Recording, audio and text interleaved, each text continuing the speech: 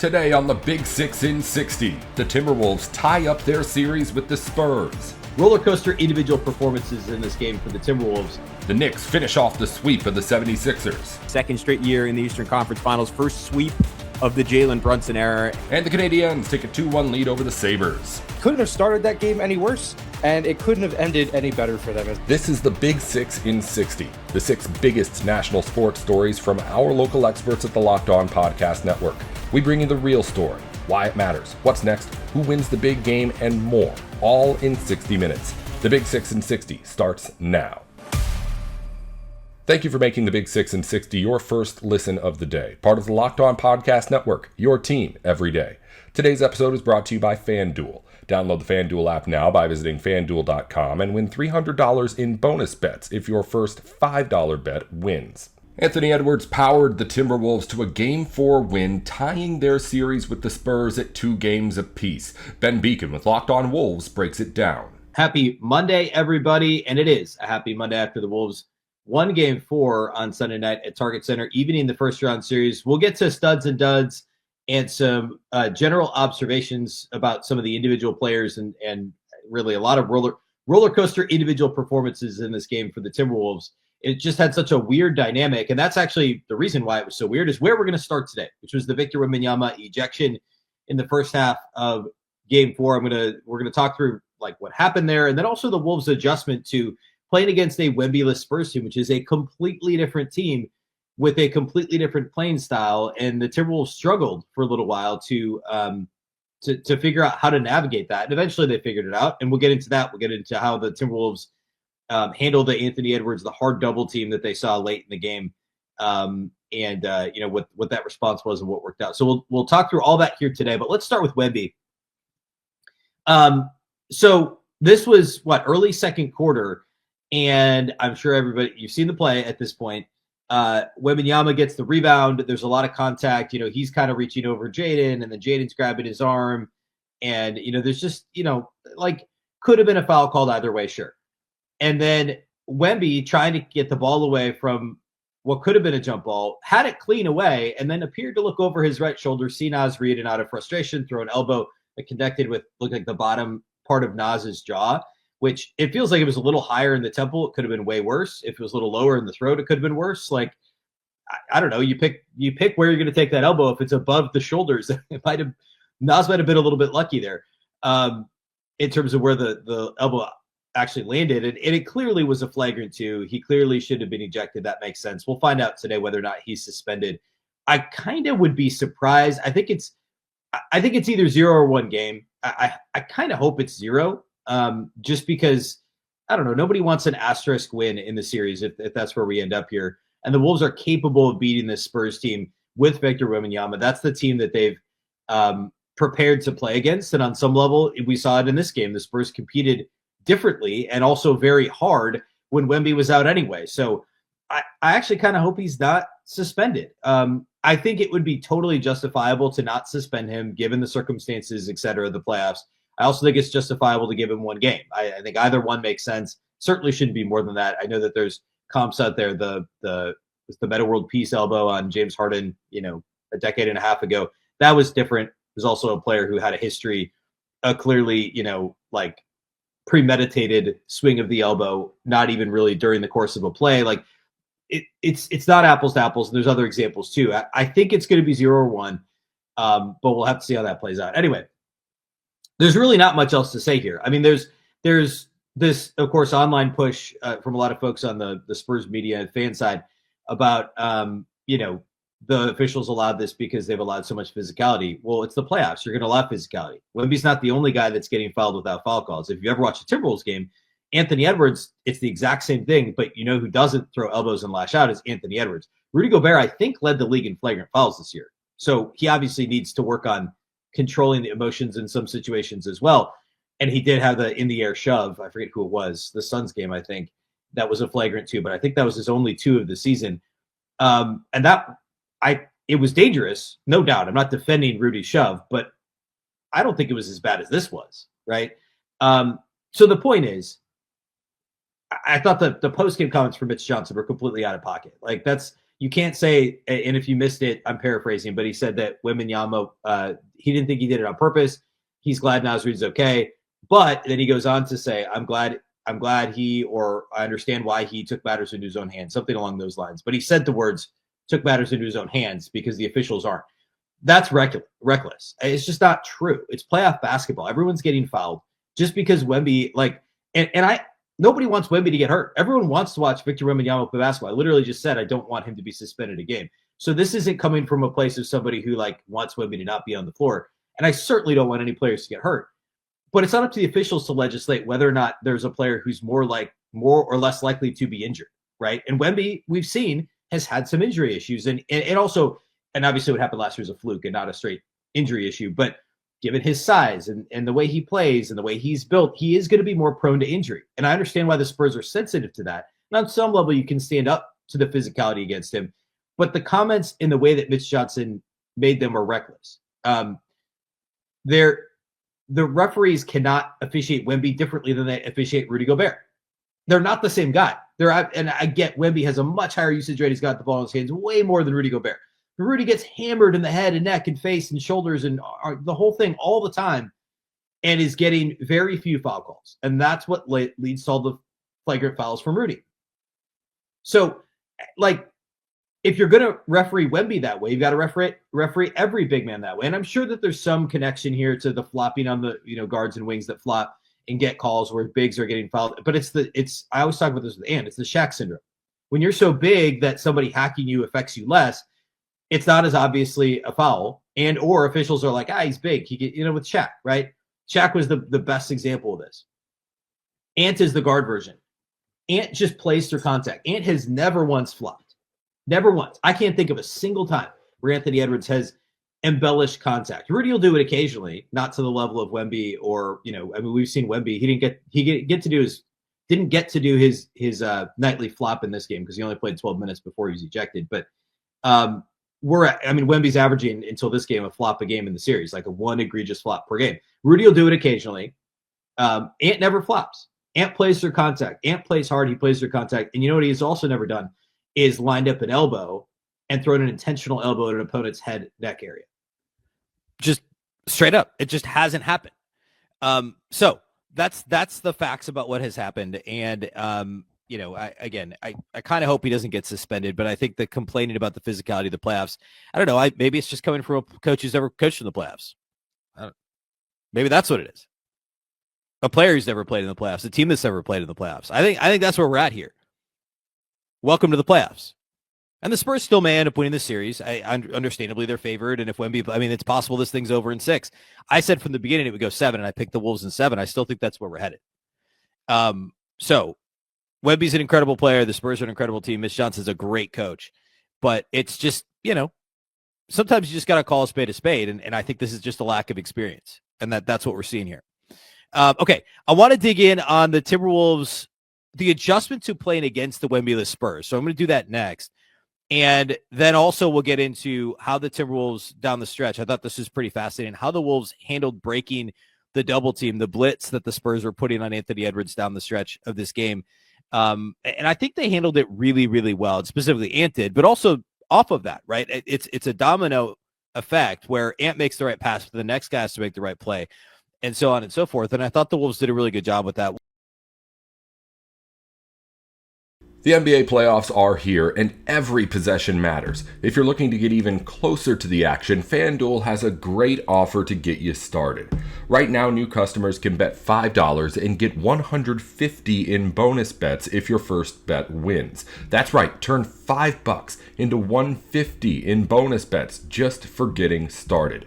I like using FanDuel during the playoffs because everything I need is right there in one place. You can check stats, trends, and matchups before making your picks, which makes the whole experience feel a lot more informed. It's a really easy app to navigate, and it makes playoff basketball even more engaging from start to finish. Head to FanDuel.com to get started. FanDuel, play your game. Welcome back to the Big Six in 60. The Knicks finished off the 76ers with a Game 4 blowout, tying the NBA playoff record with 25 threes. Gavin Shaw and XJ with Locked On Knicks takes you through the sweep. We were talking about the broom, and we were talking about how the Knicks got there. A different Mikal Bridges. Deuce is back, and this is the vision. And we are going to get reflective on tomorrow's episode. I think this team, this situation warrants some reflecting. And again, I 100% take it for granted at time. Maybe that's why I was so paranoid about how close this series is going to be, XJ. But we can't take this moment for granted. Second straight year in the Eastern Conference Finals, first sweep of the Jalen Brunson era. And it doesn't feel real because they do it in such dominant fashion. Their seventh straight win by an average of 26.5 points per game. Another closeout game, as our buddy Fred Katz put it, where their bench guys are in with about 3 minutes left in the third quarter, 4 minutes left in the third quarter. In this game, they put together not just one of the best offensive performances in Knicks history, but one of the best playoff and just generally one of the best shooting performances in the history of the NBA. 18 threes in the first half, which ties not an NBA playoff record, as Mike Breen put it, but an NBA record, period. They're 1 3 away from most threes in the first half of any game in league history. Second best offensive rating in a playoff game in a half in NBA history.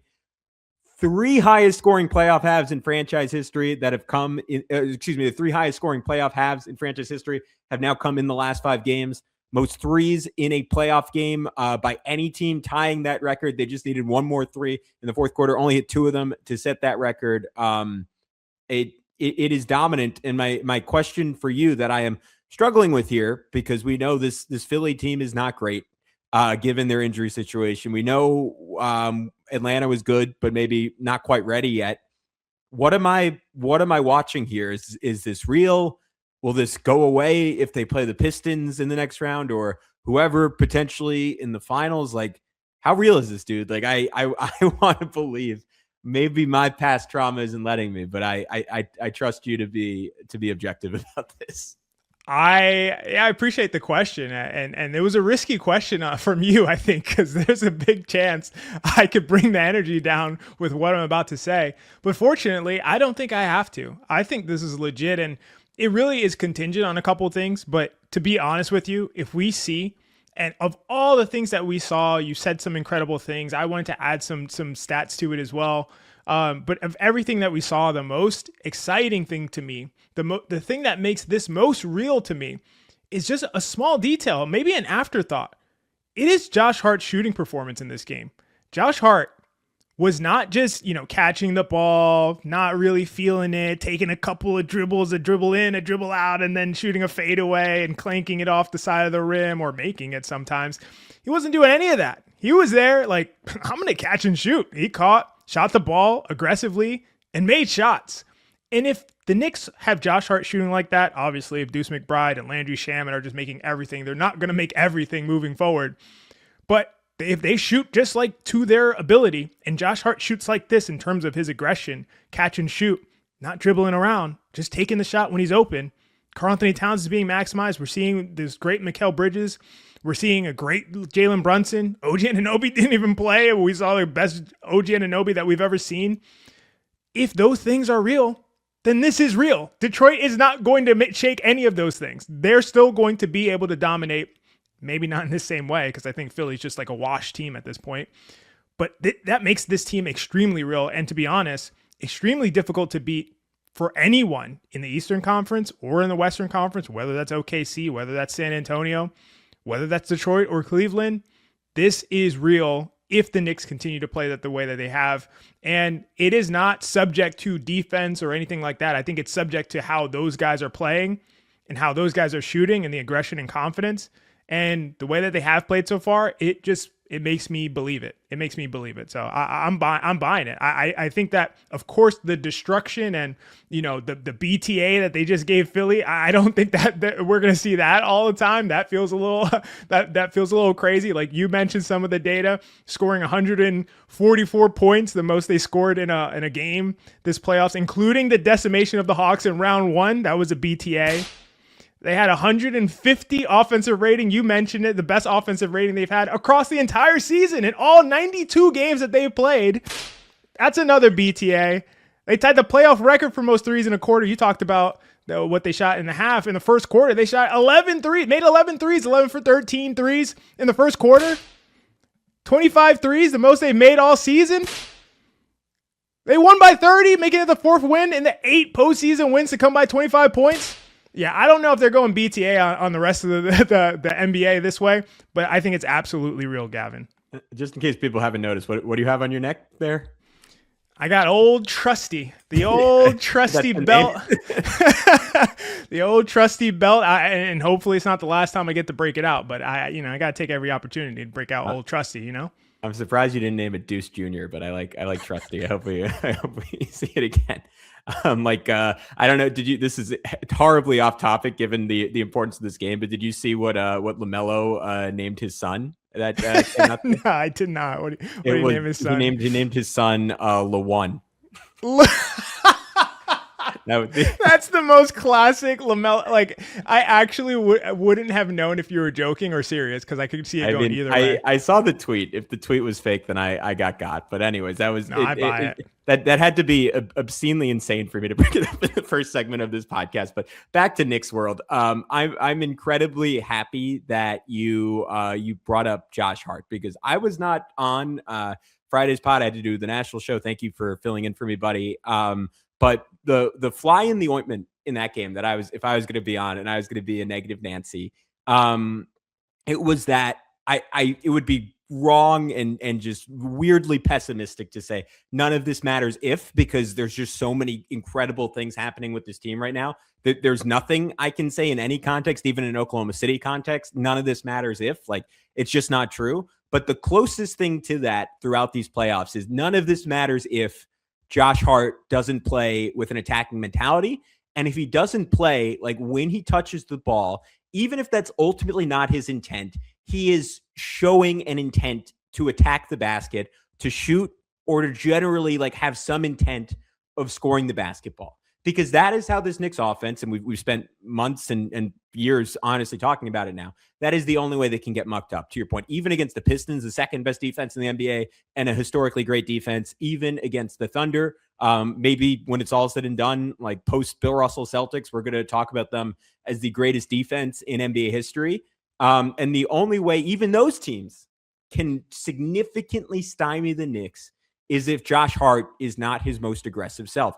And like 1 or 2 possessions into this game, I wrote in my notes, Knicks will have a tough time beating Detroit and absolutely no chance against Oklahoma City / San Antonio if he doesn't look to score when he catches the basketball. But he had a few possessions where he looked away. And then as this game goes along, shot, starts off, I think 1 for 3 from 3, keeps shooting, makes, I believe, his final 3 threes to end this game. And even like on plays where he could have been passive and stayed out of the play and just giving Cat room to score, he's cutting to the dunker spot. He's making a play in the dunker spot, right? Even though he's not a lob threat, he gets on the Clarkson offensive rebound. He throws it to Cat. Cat one times it to Hart. Hart pumps Joel Embiid out of his shoes, spin, takes a hard bump, flips it in, cuts for a floater. That wing 3 to end the first half, just cherry on top. And I'll let you talk about him. Like the other side of that coin, the other, if none of this matters, is if Mikal Bridges isn't aggressive, right? And the Sixers, relative to what the Hawks did, relative to, I think, what we will see guarding him in the next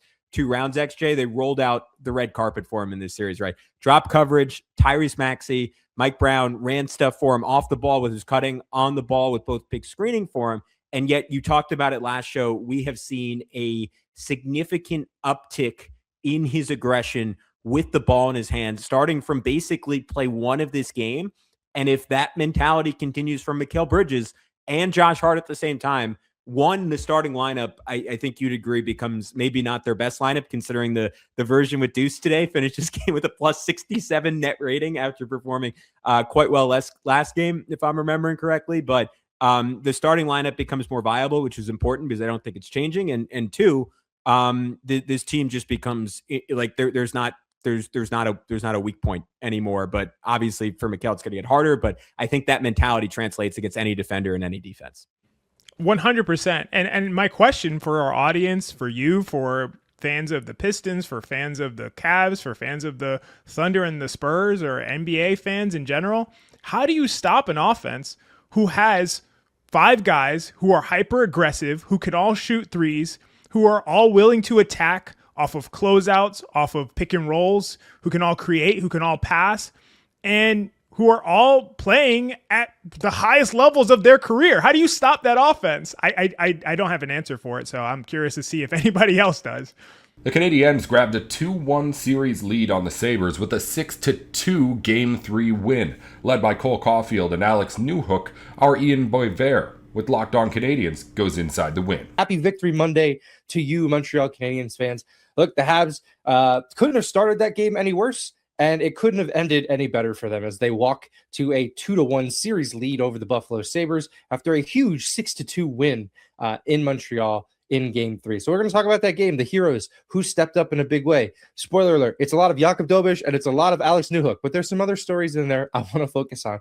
Then I want to talk about the power play because it seems like something's clicked. Something in Game 3 they figured out, and they seem to have found some areas to exploit for the Buffalo penalty killers. And then I want to talk about composure. The Buffalo Sabres don't have a lot of it right now, and I think it's interesting because it can't just be a youth thing, because look at the Montreal Canadiens. They're the youngest team in the playoffs. There has to be something more there. I want to talk about what it means to stay composed in moments that aren't going your way. Let's talk about that win. So 53 seconds in, Buffalo takes a shot that ricochets off of the leg of Alex Carrier, hits the end boards behind Jakub Dobiš, bounces to the other side to Tage Thompson for a tap-in on an empty net. That was the high water mark for the Buffalo Sabres in this hockey game. That was as good as it got for that hockey team, because for the rest of the first period, it was all Montreal. Shots were 14-8 after the first. Montreal really stepped on it. They got a power play about midway through the first. They couldn't do anything with it. The first line was buzzing early. Suzuki almost had a goal. He was alone in front. The puck got to him. He just couldn't elevate it above the pad of Alex Lyon. And then it's Newhook again. He opens the scoring for Montreal for the second straight game. Spoiler alert, he adds another on an empty net where the puck never even went in the net. I guess that's just nice how it balances out. Montreal had a goal taken away that I think if the call on the ice was that it was a good goal and not that Lyon got pushed into the net, it probably would have counted. But again, we'll talk about that in the composure section of our show today. But really, from that point on, from the time Thompson scored, it was really all Montreal until late in the second period, where Buffalo came back and got one. They led 4-2 after the second period, but 3 goals for Montreal. A Caulfield power play goal. He missed one early on the power play, different power play. He missed a tap-in. It was on his stick. All he had to do was push it into the net, and he kind of pushed it right back where it came from, and it just went wide. At that point, it was like, oh, this guy's starting to feel rather snake-bitten. I think he still feels that way even after scoring, but the top line at 5-on-5, 27% expected goals. Not a tremendous evening for them, but really, I think that had more to do with the fact that Tage Thompson's line at 5-on-5 did play pretty well, and Montreal wanted that matchup throughout the game. Although you look at the expected goals for Krebs, Thompson, and Tuck, they're at 31%. So something else happened there. Montreal adds another power play goal. They get one from Bolduc, which was a phenomenal play from Veleno. Puck got chipped in deep. Alex Carrier. Veleno goes and gets it. He waits.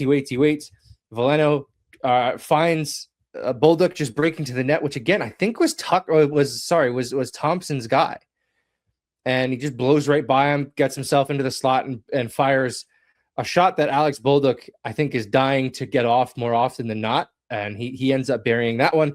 But the power play goal to make it 4-1 Montreal, Slavkovsky, he's just standing in front of Alex Lyon. And I think he gets 2 deflections off it. I think it hits his stick and then his leg, or maybe the other way around, and then goes past Lyon.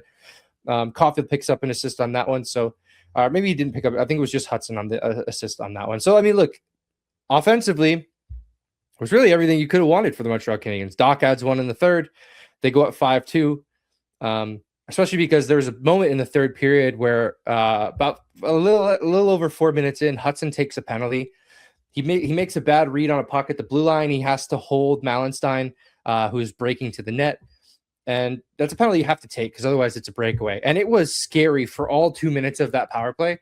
And it didn't really seem to matter. A puck hit the post and then rolled along the goal line behind Jakub Dobiš. But they killed it. It was chaotic, but they killed it. And then Buffalo kept pressing. They they felt sort of the momentum from that moment, right? And then it didn't matter because back the other way comes Deneau and Texier. Deneau makes a great feed to Texier, who fires it. I think Lyon got a piece before it hits the post. The puck bounced off the end boards just as it kind of burned Montreal on the first goal. The last goal on a goalie in this game kind of gets it even. It bounces, it lands in between Lyon's legs. The only person on the ice who knows where it is Curry Dock. He fishes it out and puts it into the net. And so it goes. They're up 3 with about 8 minutes left when Goulet takes a penalty. Look, I think kind of just reading the game sheet here, apologies for that, but I think realistically, this was the first game of the series where the team who scored first didn't win and didn't just immediately take over the game. In fact, it was the opposite. The Canadiens got scored on first, and it didn't seem to bother them at all in the way that it might have bothered them earlier on in the playoffs. This was the first game that they've given up the first goal and have gone on to win. Those Tampa ones were weird because they would score, Tampa would score first and Montreal would come back and tie the game and take the lead. And then Tampa would take it back. Like those hardly even mattered. But in this sense, Montreal, they gave up that first goal. But like I said, that was the high watermark of the game for the Buffalo Sabres. There was not much else going for them in this hockey game. The Canadiens, the only positive line for Buffalo in this game was Benson, Norris, and Doan. They were very good for Buffalo, but it wasn't enough. The only offense came from Thompson, one on the power play from Dahlin from the point, but everything else ran through Tage Thompson. And with him playing the way that he is, it's probably a good sign for the Canadiens that nobody else was getting overly involved in this one. There's some rough stuff to talk about. There's Xhekaj punching Sam Carrick at the end of the game. I want to talk about them when we talk about composure, but let's shift to Jakub Dobeš, who I thought early in the game was very nervous. At least he was making me nervous. We shouldn't do. We shouldn't say that he was nervous because I think we're just all kind of projecting our feelings onto other people. But Dobeš early on, pucks were just kind of flying towards him. There was one where he came from the corner of where the blue line meets the boards, and he never saw it into the last second. There was one where it fluttered over him. He had no idea where it was.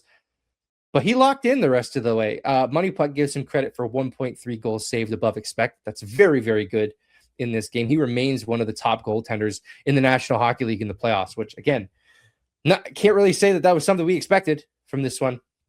The one thing I would say, especially when things were squirrely early, when things get kind of chaotic for him, it seems like he has opportunities where he can freeze the puck and slow things down, and he chooses not to. Like Money Puck, they gave him 8.4 expected freezes, and he actually only froze the puck 4 times. That's a wide margin, and I do love that he loves to play in that chaos. I think he thrives in it, but I do think that there's a chance here for him to maybe slow things down, especially early in the game. And I want to say most of those freezes came late in the game with Buffalo really pushing to try to tie things up or at least make it interesting. The Buffalo Sabres have only ever come back from a 3-goal deficit once in their history, and that is in the May Day game, right, where they came back against Boston. That great call from Rick Jenneret. Lastly on this one, Alex Newhook. The goals are great. We love the goals. Obviously, no one's ever going to complain that a player is scoring. But it's the play everywhere, right? It's just the play all over the ice. He's kind of, that line of him, Demidov, and Evans. I think his play has really taken a lot of the heat off of Ivan Demidov. Not to say that there was pressure on Demidov, but just to say he doesn't need to be the only source of offense on that line. Evans leaves this game with 2 points. Newhook leaves this game with 2 points. Again, that's not Evans's game, but Newhook, if he's a guy finding 2 points, that's pretty great, right? You're excited that you have a player on your roster who's able to find those kinds of nights. So we take those from Alex Newhook. He opens the series with 2 goals in back-to-back games. Really incredible stuff from a player who, we kind of we tried to pull him away from that line. We've tried, we've for a long part of the back half of this season have thought, well, maybe he's getting too much, right? But at 5-on-5, played six minutes, and that line played 6 minutes and 20 seconds. He didn't play on another line. So it's not like they're overusing him. It seems like they're getting the most out of Alex Newhook in the minutes that he is playing. Welcome back to the Big Six in 60. The Wizards won the draft lottery and landed the number 1 pick, giving Washington a franchise-shaping decision at the top.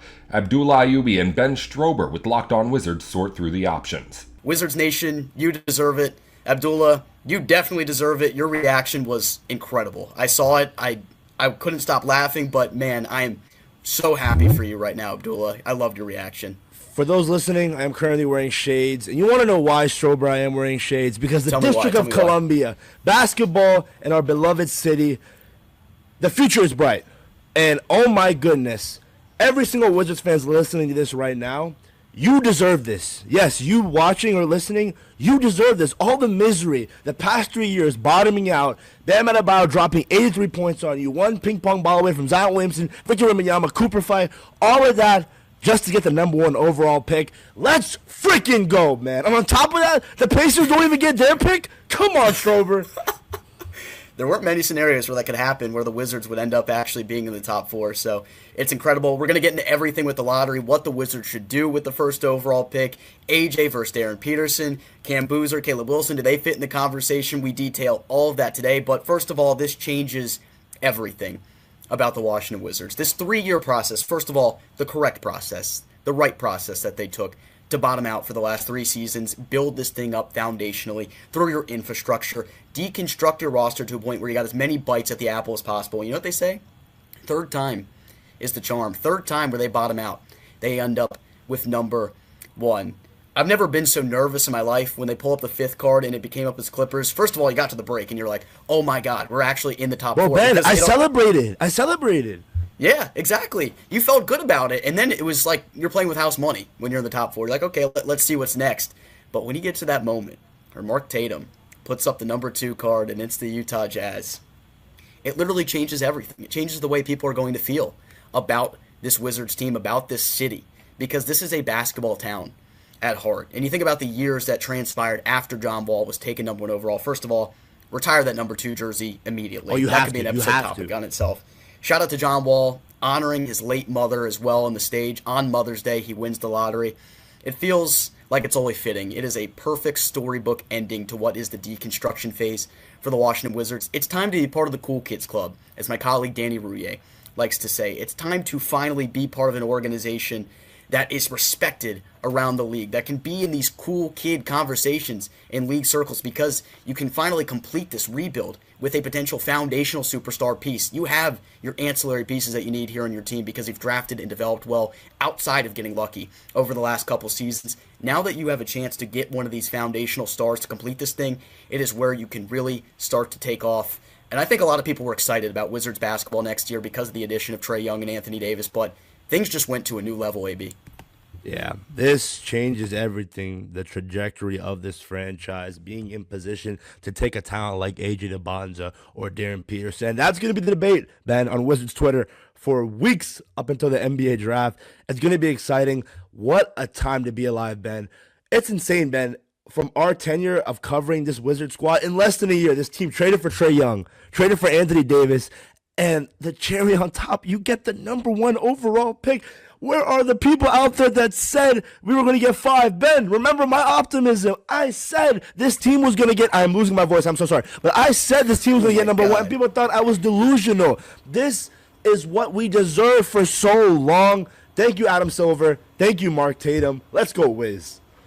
Let's go, man. And you as a fan listening to this right now, watching it, a lot of you have watched us every day over the last year, even since the Wizards got hosed in the lottery when they fell to 6, and they've gotten hosed plenty of times, but it's the 3rd time in franchise history they will pick number 1 overall. A monumentous day in the district here for sure.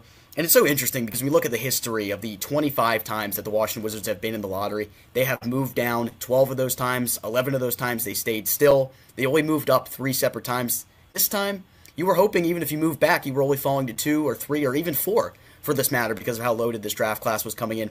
But this time, you stay still for the 12th time in your franchise's history, and it was the best result you could possibly have imagined. You will take Bam Adebayo dropping 83 points on you every single night in order to get the number 1 overall pick in this draft class.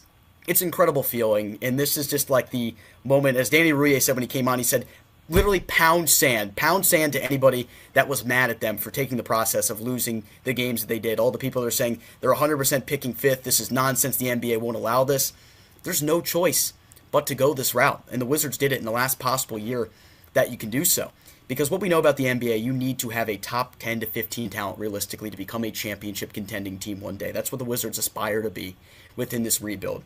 The way you acquire young talent, especially on the cheap when you're not a free agent destination the way Washington has been, you're also in an era where free agency is dead in the NBA because all NBA talent, that's what you're looking for, signs these massive, massive contract extensions, supermax deals, something that crushed this organization for years with the worst Bradley Beal contract.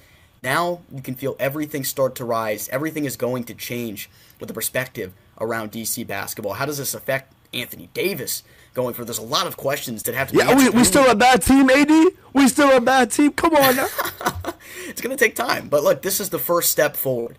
And it's the first step of the moving up phase, the reconstruction, if you will, because you've deconstructed everything. Now you start to feel like you have the pieces you need. But this gives you your chance to get your foundational star, a face of the franchise, because when it comes to just having the talent on the floor, something about the number 1 overall pick also becomes like a face of the franchise thing, somebody that puts the butts in the seats, that get people excited about what Wizards basketball can be. We're about to enter that era, and it feels unbelievable that we're going to finally see the fruits of the labor of this rebuild, hopefully. It finally happened. I really can't believe it. It still doesn't feel real, probably because I haven't had time to even process it, but Wizards fans, you deserve it. Bro, Ben, the Blazing Wings, the Diet Coke, the Coke Zero, Chipotle. I mean, everything went through. You know, people were pulling up receipts in the chat. I was like, oh my god. I talked a lot of game. Let's go, Buffalo Wild Wings. We're doing it, Ben. I mean, again, Ben, we haven't won 50 games in nearly 47 years. We haven't been to the Eastern Conference Finals. You're 22, I'm 23. We have our peak fandom is Game 6 in the second round of the Eastern Conference. This is what we deserve.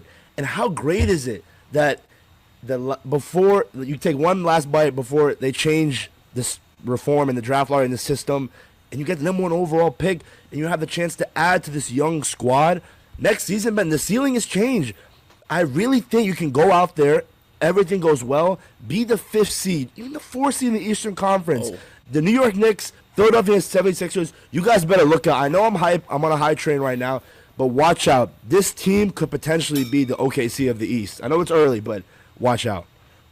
I love the energy that you're bringing right now. I knew you were going to come with that energy when I saw the video. If anyone hasn't seen Abdullah's reaction, whether you were in the stream or not, or you go see it on Instagram, it's priceless. I could not stop laughing for 10 straight minutes, but it really felt like one of the most high moments I've felt as a Wizards fan. And it's sad to say that it's come to that, but look, you got to take your wins where you can, and hopefully this small win today, which feels like the biggest win ever, maybe in a couple years this won't even feel like the win overall when you're winning an NBA championship or when you're getting to the NBA Finals, getting to the conference finals. This team hasn't won 50 games in 47 years, and finally you're going to get another chance because you've been a joke. You've been bad. You've been unrespectable for a long time, and now you get the first overall pick. You are the talk of the national brand of basketball right now. You're getting games on ESPN next year. Inside the NBA is going to talk about you, and not in like a joking matter. There's going to be real national conversations about the Wizards that aren't just people dunking on them anymore. Who was the Lakers guy, Ben, that was trolling us? What was his name? Robert Horry. The Lakers guy. Robert Horry. Are you going to troll now? You going to troll now with the squad that we have? I'm keeping receipts, Ben. Yeah, I'd say, keep all the receipts. If you want to go rub it in people that were saying you were going to pick 5th overall, like I'm going to rub it in on Chris Russell's face because even still, like he's tweeting, he's like, it only took 3 years to do it. The Rooster. I don't care, man. Like this was the process they had to take, and the fact that Ben, you actually my friends that are to pick first. I'm sorry to cut you off. My friends that are Pacers fans are pissed. They are livid. That's tough. So they basically traded and got Zubats for the 5th pick. That's tough. Especially if Kia Wagler or Acuff, whoever's taking that 5th becomes a star, it's going to be bad looking back. Aren't you glad that we don't have to discuss those scenarios for the next? Oh my God, yes. Ben, we have the number 1 overall pick. We're picking first. We're on the clock right now, Strober. We're on the clock, and it's going to be a big-time decision what the Wizards do at number 1 overall. Is it a lock they go A.J. Debonsa, or do you see them go Darren Peterson? Does Cam Boozer somehow find his way into the first overall conversations? That headline will dominate the entirety of the upcoming next month here before the NBA draft on June 23rd. If you've ever opened a bank account and thought, where did all my money go? You're not alone. Keeping track of subscriptions, spending, and bills can get overwhelming fast. That's where Rocket Money comes in, helping you take control of your finances all in one place. How does Rocket Money help you keep track of your finances? It tracks all of your subscriptions in one spot and can help cancel the ones you don't need with just a few taps. It automatically categorizes your spending so you can actually see where your money is going. And you can set budgets, get alerts, and stay on top of upcoming bills. It just makes everything feel more organized and gives you a clearer picture of your finances day to day. Rocket Money is a personal finance app that helps find and cancel unwanted subscriptions, monitors your spending, and helps lower your bills so you can grow your savings. Let Rocket Money help you reach your financial goals faster. Join at rocketmoney.com/lockedon. That's rocketmoney.com/lockedon. Welcome back to the Big Six in 60. The Miami Hurricanes flipped 5-star corner Dante Wright from Georgia, giving Mario Cristobal a major 2027 recruiting win. Alex Dono with Locked On Canes dives into what it means going forward. This is the biggest fish Miami has landed so far in this class, and Dante Wright is actually the highest rated cornerback that Miami has ever landed out of high school. So we'll talk about what this flip means. And guys, you want to talk about massive flips, and this might very well not be the only flip coming up in this class between now and National Signing Day. It's why I've got my spatula out today. You know, Mario Cristobal said to Georgia head coach Kirby Smart, Kirby, I see you, but I'm going to take this spatula and I'm going to flip the top player in your class, top player in the entire state of California. I'm going to flip him over to you. Mario's got his loafers on, and so do I today. I'm wearing my loafers in honor of Coach Cristobal. The loafers move in silence because, yeah, you talk about the relative silence. Now, you always say silence from the outside looking in. It's become very evident, and we knew this. We knew Miami was trying to flip Dante Wright. Like, that's not a mystery, right? Miami was considered to be one of the schools in the conversation to make this happen. So I don't want to make it sound like the staff just woke up this morning and like, you know what we'd like to do? We'd like to flip the second-ranked corner in the entire class. Like, they've been working on this and chipping away at this for a really, really long time. Dante Wright had been committed to UGA since June. But the reason why we talk about working in silence is from the outside perception, Miami were not supposed to be the ones to do this because there had been a lot of speculation that Wright was not going to stick in Georgia's class and he was going to flip somewhere. But that somewhere was widely expected to be Eugene, Oregon, not Coral Gables, Florida. The Oregon Ducks were the ones that had crystal balls within the last couple of months to flip Wright from his UGA commitment. So what Mario Cristobal did was he found a locker big enough. You remember I never had a locker this big when I was in school, but like Saved by the Bell, they had those like 6-foot tall body size locker. Like Mario found the biggest locker he could find to not only stuff Kirby Smart into that locker, but also to make enough room to stuff Dan Lanning in that locker as well.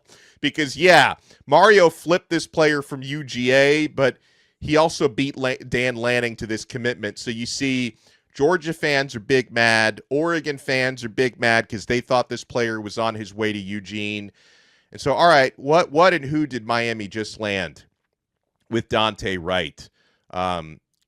Top-ranked corner Miami has ever landed out of the high school ranks. A West Coast kid. You know, Miami's had some success here and there with big-time California guys, and it's nice to see. I don't know if you call it a pipeline, but, you know, you land a player from Long Beach, Cali, in Southern California. That high school is very famous. It's the alma mater of Snoop Dogg. It's the alma mater of John Wayne, Cameron Diaz, former Miami Hurricane Von Telemack from a little under 20 years ago. He went to Long Beach Poly, and that's where Miami went to get this commitment done today. 6'1", 175-pound elite cornerback. This is the 8th-ranked player in the entire country, the 2nd-ranked cornerback in the class of 2027, and the top-ranked player in the state of California, which, as you know, is a pretty darn good football state. And when Miami got this flip done earlier today on Saturday, I'm coming to you guys very late night. It might be Sunday by the time some of you watch this. I was in Epcot today, and of course, every time I go to Disney World, Miami lands a player. It's like clockwork. It's going to happen every single time, and this was a really big fish. So let's keep reeling in ones like this. But this is a player who, at the time he flipped to Miami, you saw some people from Oregon that were like, well, you know what? Yeah, he flipped to Miami, but I have a feeling this one's not over. Maybe we can still get back into this one. Dante Wright canceled all of his other official visits outside of Miami. So he appears to be shutting down his recruitment and completely focusing on the Canes. It does not appear he's going to keep that open between now and December. It's looking like he is completely focused on Miami. And when you hear some of the comments that Wright's father made today, I think you'll understand why. So a really good story on 3 Sports and Rivals. They're now, one and the same. They merged. A really good story with some quotes from Dante Wright Sr., the father of this player, on why he decided the U was the spot for him. Wright Sr. told On3, this all happened today, he said of Saturday. I mean, in the last 2 hours, he came to me and he said, Dad, I'm doing this now. Wow. Hell, I can only imagine when Dante Wright decided to make this decision on Saturday, and he notifies Mario Cristobal, and he notifies, Dennis Smith, Miami's football GM, and he notifies Terry Jefferson and Will Harris. We'll talk about T. Jeff, because you talk about a big recruiting win. This is a welcome to the big leagues moment. Terry Jefferson has been the official cornerbacks coach at Miami for like 5 minutes. And in those 5 minutes, he lands the top corner that Miami has ever landed out of high school. I mean, you talk about a great starting out with a bang. It's like, how are you going to follow up that act, T. Jeff? What a big landing there. But I can only imagine the smiles on all those men's faces, right? Every staffer at Miami, the recruiting staffers, the coaches, how they must have felt when they got that word on Saturday that Dante Wright was about to do this thing and he was about to flip to the University of Miami. Wright's father also said, Dante Sr. said, Miami had been trending already for him. Not a lot of people knew that, but Miami was leading, and it was more a matter of when, not if. But I didn't even know it would be this soon, he said. For Dante, he said the process was getting tiresome, and he wanted to shut it down, and that's what he did. So right there, shut it down. Dante is completely focused on Miami. More here on why Miami was the move. Out of the schools we visited, Dante Sr. said, we felt like this is home for him. He visited twice at Miami, and they were his favorite visits. He loves the culture out there and how they play. Growing up, Miami had that swagger, and they're getting it back, and that fits Dante. He loves Mario Cristobal. He believes in his vision. I know some were concerned about not having a full-time corner coach. Now, Miami does now, but we know Will Harris really well. That's who we mess with there, and we were super confident in the plan in place that they have for him. They see him playing a lot right away. They're all about competition there, and the best players will play no matter the grade. They think Dante is an NFL guy. I agree with that, by the way, and they're going to do all that they can to maximize his talent there. And, Dante Wright is going to be coming into a situation in 2027 where, depending on how good the seasons in 2026 coming up, depending on how good the seasons are for OJ Frederick and Xavier Lucas, there's a chance that one or both of those guys goes off to the NFL after their junior seasons coming up. So you're going to have one, maybe two spots open. But even if you don't have like direct spots open. Dante Wright is a dog. He's not a bulldog, but he's a dog, and he wants to come in and compete. And he also, I'm sure, would relish in the opportunity to learn from those guys if either of them are still there in 2027. And to be able to get that hands-on coaching from Terry Jefferson, who deserves a lot of credit for sealing the deal. Because remember, for Terry Jefferson, even when he didn't get officially named the cornerbacks coach until last week, he was the de facto corners coach since January when Zach Etheridge left for the NFL. And so T-Jeff was working that job. And it's not easy to be kind of the interim guy because you're out there on the recruiting trail without having the full stamp of being the full-time coach. He has that now, and he immediately lands one of the top players in the entire country. So this is absolutely massive for the Hurricanes. Welcome back to the Big Six in 60. Breece Hall and the Jets agreed to a 3-year contract extension over the weekend, keeping their lead back at the center of the offense. John Butchko with Locked On Jets lays out the deal. The Jets and running back Breece Hall agreed to terms on a 3-year contract. Breece will be paid $15.25 million per year. He will be the third highest paid running back in the league and get $29 million guaranteed. I think that this was the right move for the Jets. There are 2 reasons I say that. Number one, we need to zoom out a little bit.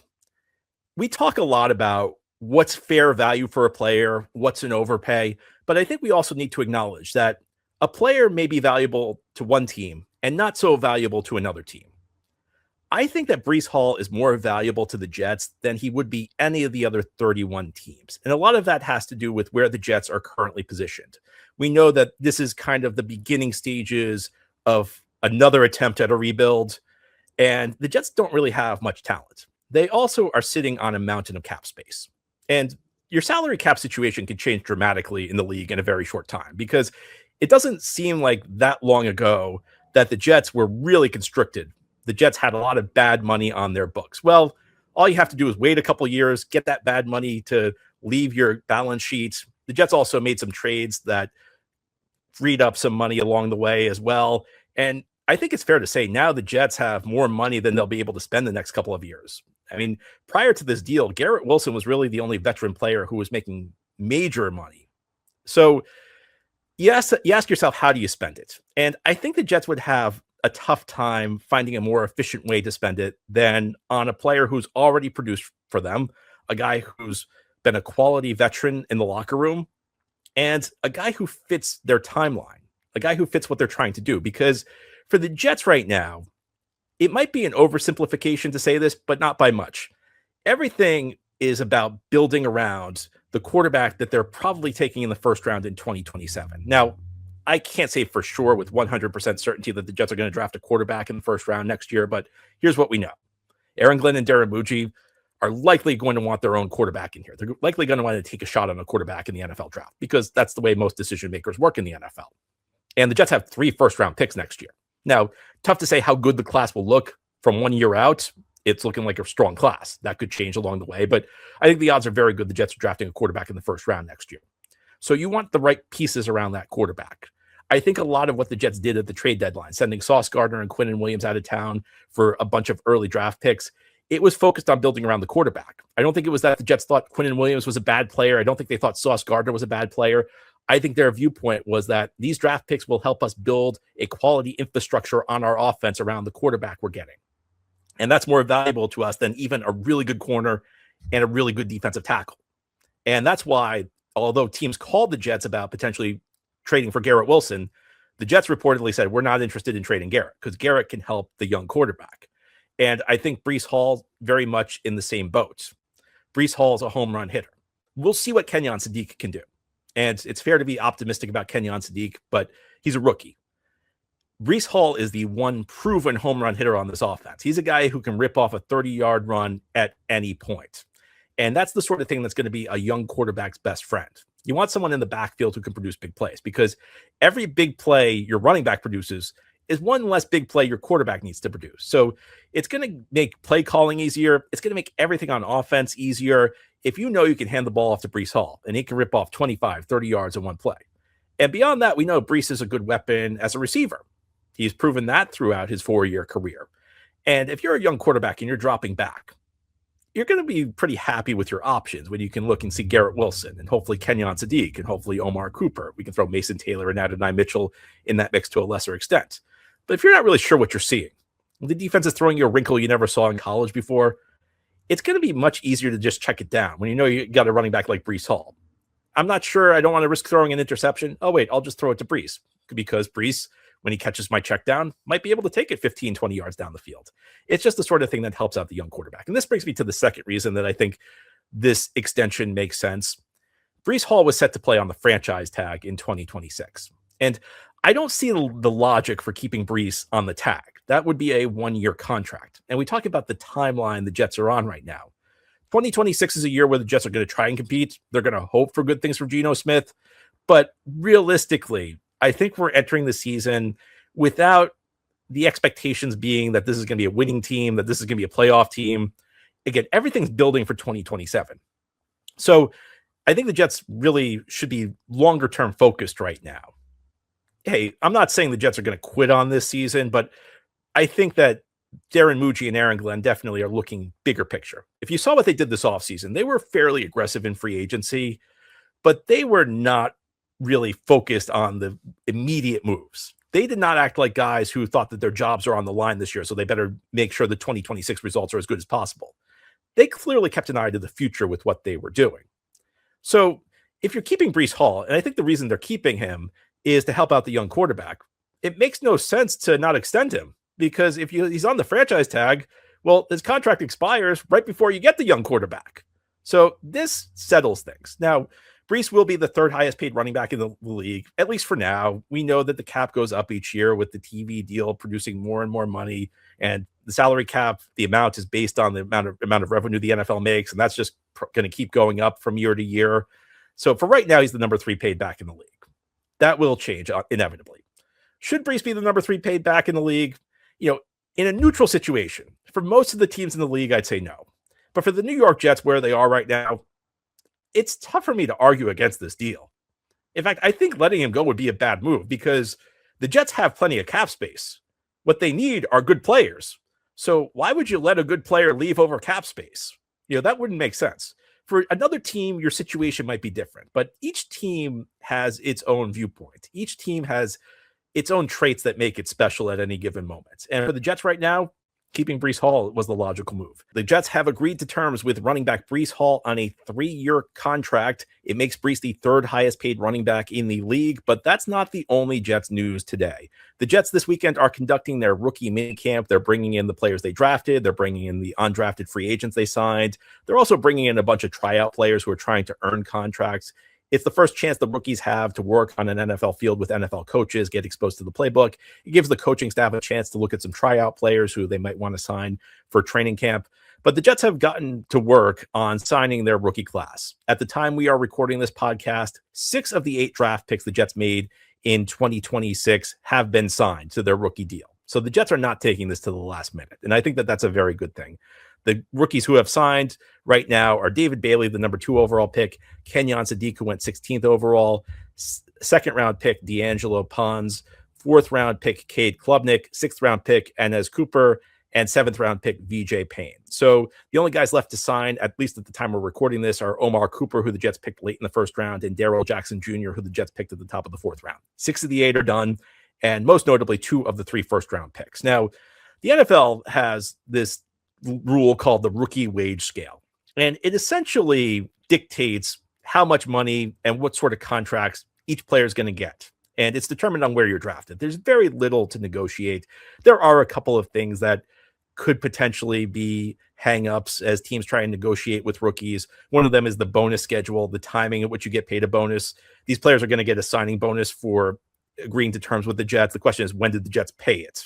Sometimes that can create some issues. Quinnen Williams actually held out in 2019 over the timing of the signing bonus. It was a tax issue with him. There are also questions about offsets, and that's essentially if the team cuts you and you sign with a new team, does that reduce how much the Jets have to pay you? And that was an issue with Sam Darnold and Zach Wilson when they held out. I view getting your 1st-round pick signed on time as a basic intelligence test. And unfortunately, the Jets have failed that pretty often since the rookie wage scale came into effect. Now, 2010 and earlier, it was much more difficult because there was no rookie wage scale. So, for example, when the Jets traded up for Mark Sanchez in 2009, they picked him 5th overall after a deal with the Cleveland Browns, moved up from 17 to 5. Sanchez entered his rookie contract as one of the highest paid players on the team and one of the highest paid quarterbacks in the league. And I think that the league took a look at this and said, well, rookies should not be among the highest paid players at their position because they haven't proven anything. And you don't know if they're going to be good.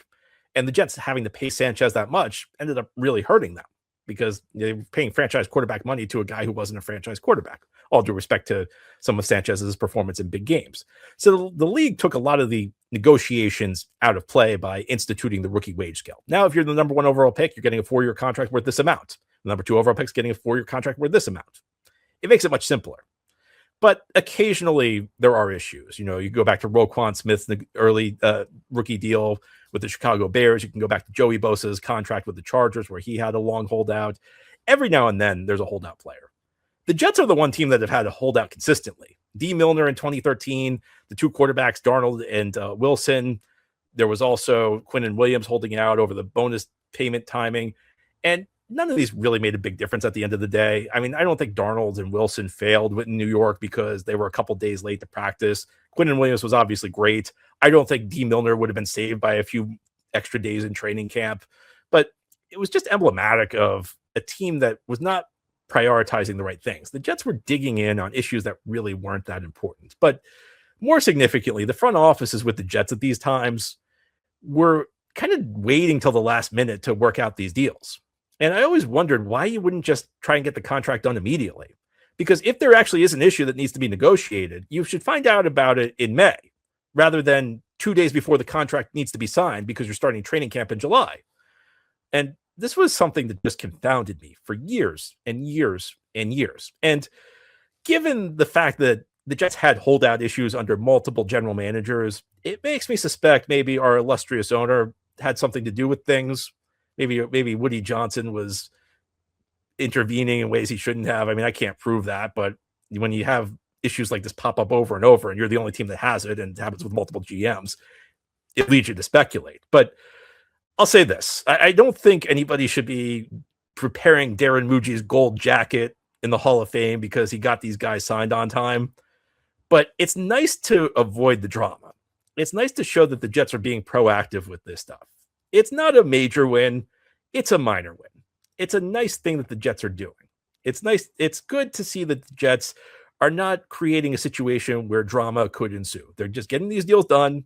These guys are going to be in camp on time. It's not going to be a story that dominates the headlines in the days heading up to training camp. I'm sure the last 2 guys, I'm sure Cooper and Jackson are going to be signed quickly. Maybe they'll even be signed by the time you're listening to this podcast. So I just wanted to take a minute to say I appreciate what the Jets are doing because I certainly express my frustration when the Jets don't do the right thing. So even though it's a small thing, I really do appreciate that Darren Muji and Aaron Glenn have gotten this done on time, that we're not going to have a storyline about when the Jets going to get their top pick into camp. The Jets drafted these guys for a reason. They believe in them. So might as well sign them. Might as well give these guys what they need to get under a contract. And now we can move forward with the draft class of 2026. That's all for today's Big 6 in 60. If you follow basketball, football, or college sports, the Big 3 in 30 has a half hour on the biggest news in the NFL, the NBA, and on campus, going up every weekday just like this one.